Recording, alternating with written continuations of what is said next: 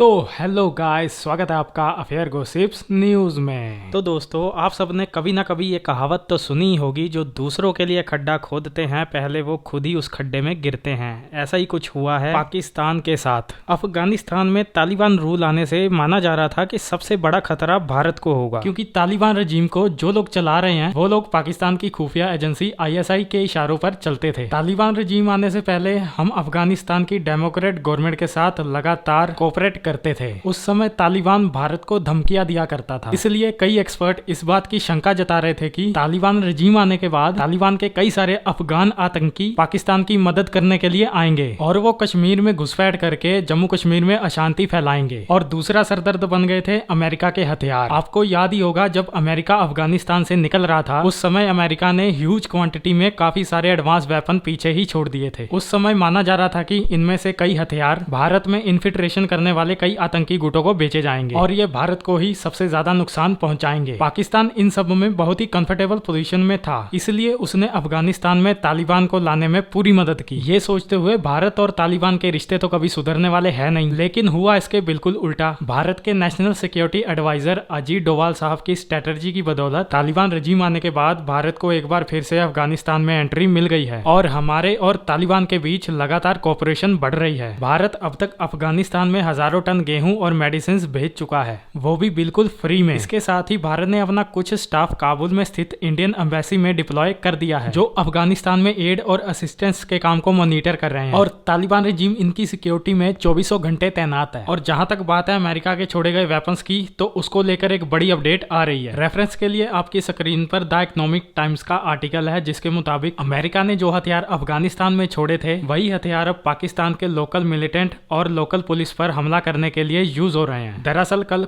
पाकिस्तान के खैबर पख्तूनवा प्रोविंस में मिलिटेंट्स ने पुलिस की वैन के ऊपर हमला किया था और इसमें खैबर पख्तूनवा पुलिस के 6 पर्सनल मारे गए थे और कई सारे पुलिस पर्सनल घायल भी हुए थे।